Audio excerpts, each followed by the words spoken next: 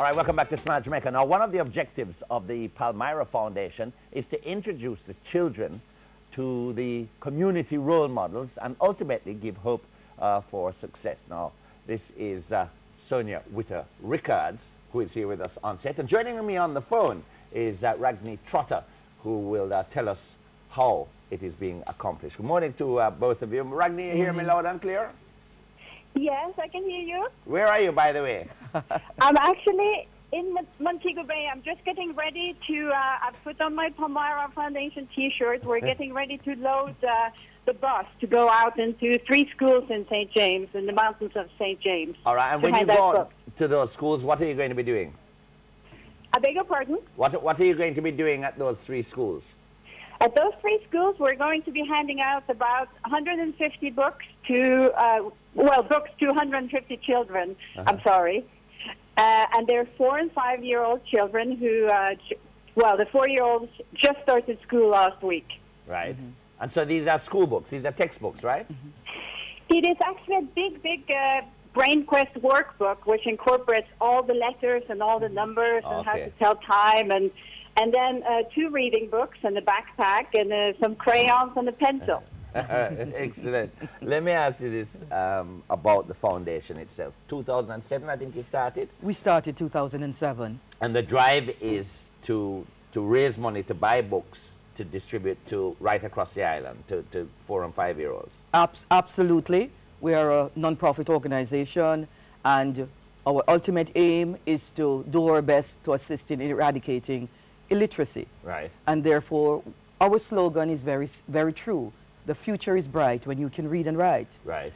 Our focus, therefore, then, is on our 4- and 5-year-olds in pre-kindergarten and kindergarten, infant school, public schools across Jamaica. To date, we have distributed approximately about 75,000 books.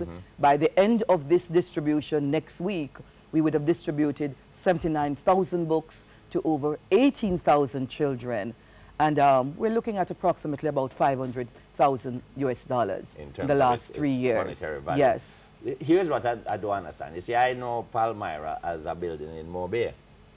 Who are the foundation members? Who's involved in this?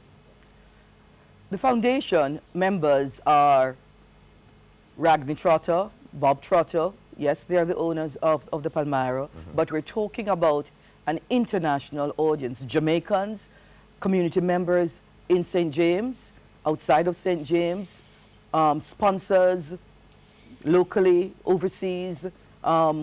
We have people from Canada, United States, you name it. So it's international in terms of its volunteerism. Right. Volunteerism is not dead in Jamaica. Certainly That's not. what we see now. And certainly with the community, it's a community effort. So we are also introducing the children to positive community role models. Okay. So Ragni, why was the kindergarten age group the focus? Well, because first of all, the 4- and 5-year-old children in public infant schools do not actually get books. Right. So many of them, particularly in rural areas, up to 100% of the children do not have books. So if you want to change the future and invest in Jamaica and invest in Jamaica's future, you have to start with the children. And without being able to read and write, there is really, you are at a disadvantage. So we think that is where you have to start to change the future of Jamaica. Okay. So the book distribution happens today, 3 communities. We actually started on the 5th of September. Okay. As school opens, we literally go in to the schools along and work with the principals and the teachers, and you see the parents standing off and watching and seeing the smiles on the children's faces. Right. Because some of the things that many of us don't realize in Jamaica is that we have children in the rural parts, 4- and 5-year-olds, who have never seen a book. So this is actually the first book they're getting. And it is so important to them. When you see the footage, as we're seeing now, you see their faces, and they're just absolutely beautiful angels. Fantastic. All right, and this will continue for how long? The book distribution continues on until next week. Right. So it's usually the first 2 weeks in September that we do this. And so soon as we're finished, we start to look at ways and means to raise funds, because everything goes towards the purchasing of books. We're all volunteers and none of us get paid. Right. So everything goes towards purchasing these books. And you were telling me, but Ragni, you have like a couple of events a year in order to raise funds?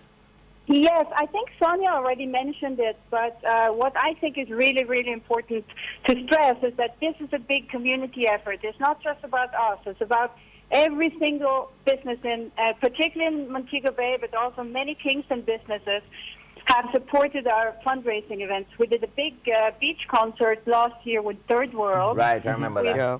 Yes, we also had Ruben Studdard down here to sing for us. And we're hoping to be able to continue this. We've sponsors are Appleton, J. Ray Nephew, William Craig, JTL. I'm sorry, I'm going to miss someone out now here. There's so many. We don't want to Rainforest Seafood. I mean, everybody has totally come out in force to support us, and we're very, very grateful for their support.